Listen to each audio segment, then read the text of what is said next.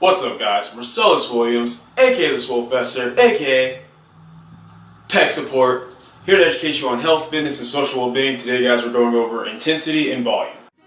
I am the greatest. Someone with color! Someone with color!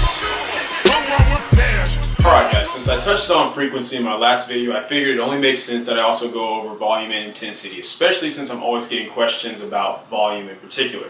Now, brief overview, like I said, frequency is just the amount of times that you're training per week. More specifically, the amount of times that you're hitting each muscle group per week. We want to keep our frequency high, at least 2 to 3 times a week per muscle group. That's optimum frequency.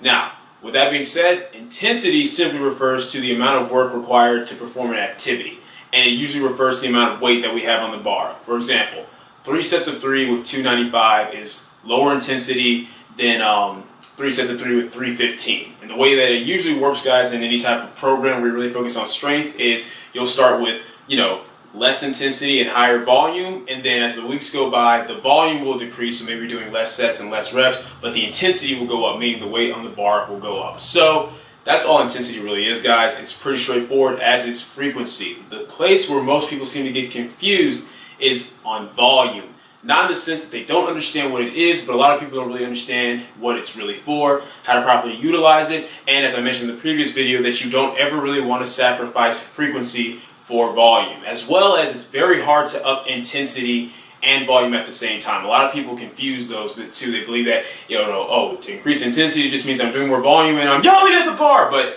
that's not what intensity is, guys. So let's get into deeply what volume is. Alright, guys, so the first thing is to understand what volume actually is. When I say volume, I'm not referring to the amount of muscle mass that's consuming your body. That's not what I'm referring to.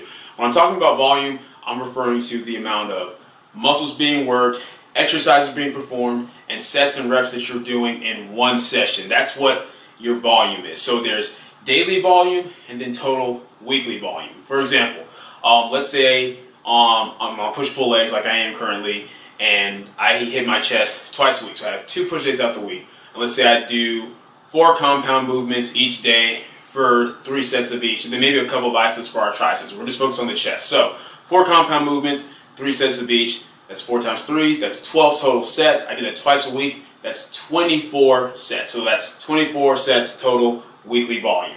And then daily, like I said, it would just be 12.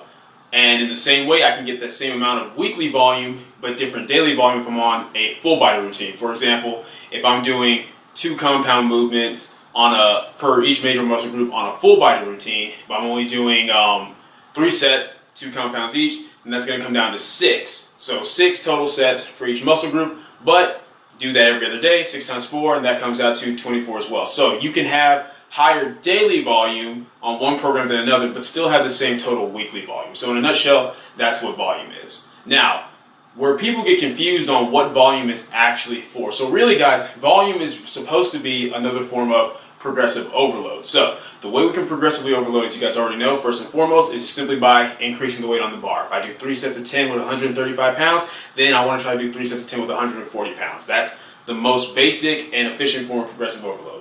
After that is increasing reps. For example, if I could only get 10, 9, 8 with a certain amount of weight, the next time I want to try to get at least 10, 9, 9. Build the reps up. So the third form of progressive overload, guys, is volume. And the way that it originally was intended to be used was, for example, let's say that I'm stuck on a weight for a while. Let's say I can do 4 sets of 12 with 200 pounds on bench press. Let's just go with that.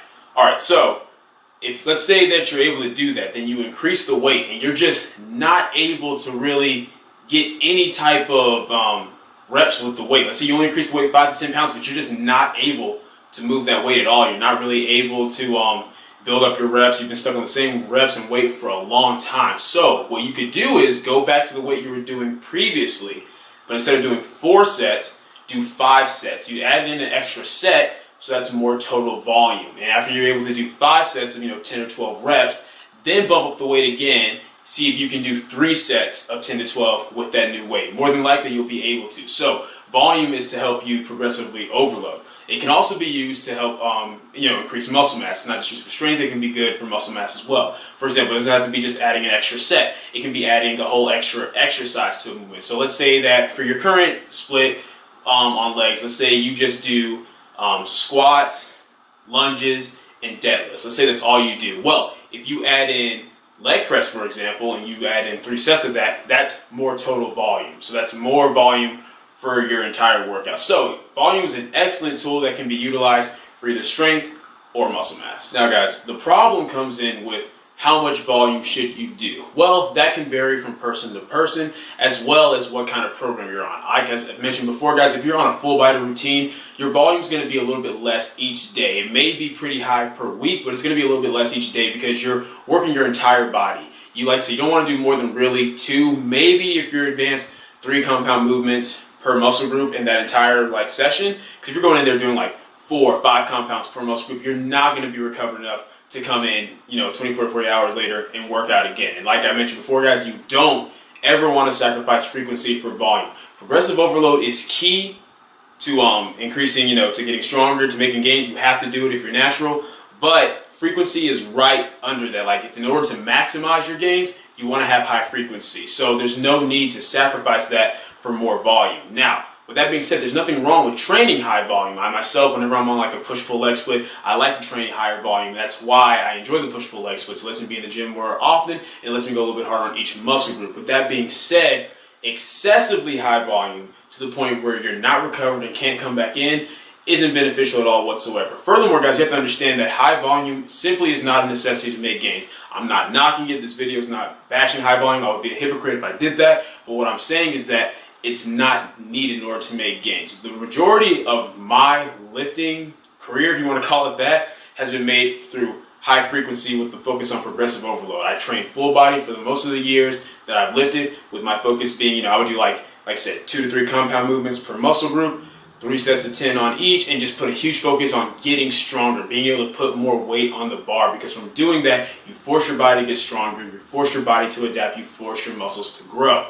And now that I've been lifting for 5 going on 6 years, I'm at the point now where I'm out of my beginner gains. I've made, a good majority of the gains that I'm going to make. So the gains that I make now are going to be very gradual. So I just want to enjoy making those gains. I enjoy being in the gym more, so I train a little bit higher volume on a push-pull leg split. So with that being said, like I said, high volume is never, ever a necessity to make gains. Now, for some people, you may need more volume on certain muscle groups, especially if it's a lagging muscle group. Increasing the volume could be good for that. Let's say that you have problems with your biceps. So just doing your pull-ups and your barbell rows and your machine rows, your rowing and pulling motions aren't enough to develop your biceps the way you want. You're going to add volume by adding, 1, 2, 3 bicep movements at the end of that workout.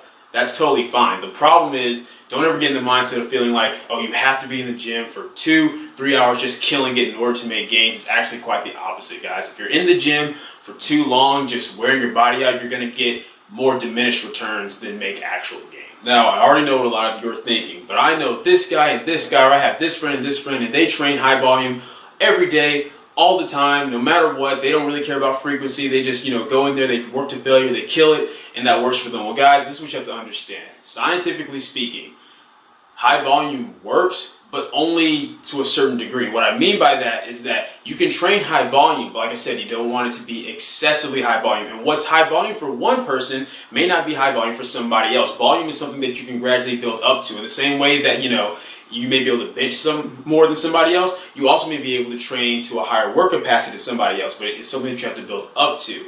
And honestly, guys, the way that the whole, high volume or die mentality came from didn't come from natural athletes. It came from athletes who are, on performance-enhancing substance, steroids, testosterone, things like that. And what you guys have to understand is that the rules for them are not the same as the rules for us. And that's part of, when I say, keep it simple, specific, scientific. Well, this is where being scientific and specific really comes in handy. If you are natural, you have to specifically train in the best way for a natural. And then scientifically speaking, you have to understand that if you're on steroids, you can literally train however you want. It doesn't matter. Frequency is not anywhere near as important to someone that's on steroids, and progressive overload isn't even necessary. Yeah, not at all necessary, guys. I cannot make that any more clear than that.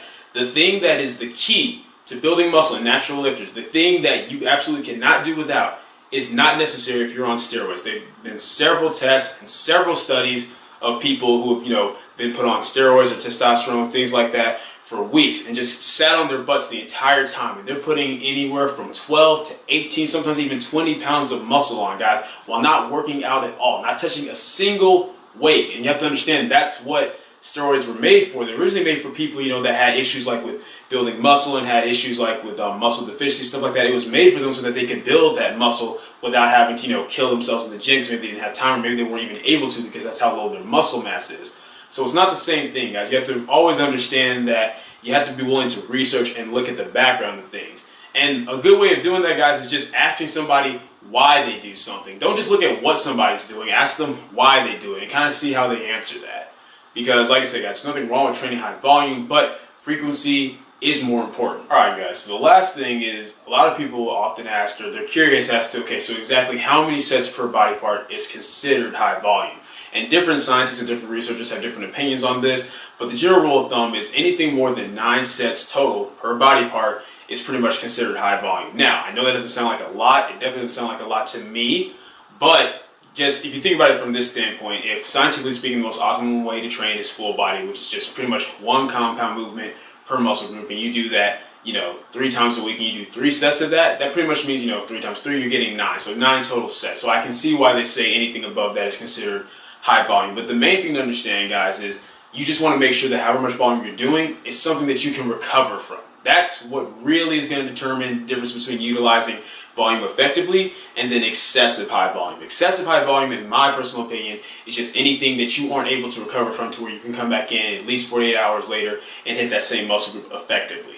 And there's lots of ways you can alleviate this, guys. Like I said, you can, like me, my push-pull leg split has, the first 3 days of the week are more focused on intensity. So it's going to be, less reps, but heavier weight for 3 sets. Whereas the second 3 push-pull leg days out of the week, it's going to be more of a focus on volume, meaning I'm doing, maybe instead of 3 sets with heavier weight and less reps, like 4 sets, lighter weight, and more reps. And that's the last thing I just want to touch on, guys. You kind of have to pick between one or the other, and utilizing both is the best way to get stronger. It's really hard to raise both the intensity and the volume. Even the bench program I'm on right now, guys, if you're watching my current bench series, which you should be, but if you're not, to kind of catch you guys up, basically each week the volume's going down a little bit. For example, Monday of last week I did 8 sets of 3 with 75% of my max. Yesterday, which was Monday of this week, I did 6 sets of 3 with 80% of my max. So you can see that's it, right? Yeah, 75% last week, 80% this week. So anyway, as you can see, like the sets went down by 2, but the intensity went up by 5%. So imagine this. Imagine, instead of going from 8 sets of 3 with 75% of my max, imagine trying to go to 10 sets of 3 with 80% of my max. It's really hard to increase both the volume and the intensity at the same time. Now, you can kind of do that with gradual progressive overload. Like I said, if you're doing 3 sets of 10 with a certain amount of weight, and then you increase the weight next week. But the thing is with that, yeah, the intensity is raising up, but the volume is not. So that's the main thing, guys. Raising both intensity and volume together, not a smart combination. It's not something the body can usually handle. All right, guys, I think that covered that topic pretty in-depthly. If it was a little bit all over the place, I apologize for that. Like I said, a lot of these topic guys are pretty detailed. There's a lot to them, and I try not to give you so much at once. But the main thing to take away from it is that volume is a tool to utilize. Don't abuse it, though. Simple as that. You don't have to spend hours upon hours in the gym to make gains, and really it's more counterproductive than anything else. But that's pretty much all I have to say about this topic. If you guys have any questions, you already know, leave a comment down below. Like, share, subscribe. Keep it simple, specific, scientific, and I'll catch y'all later. I am the greatest. Someone look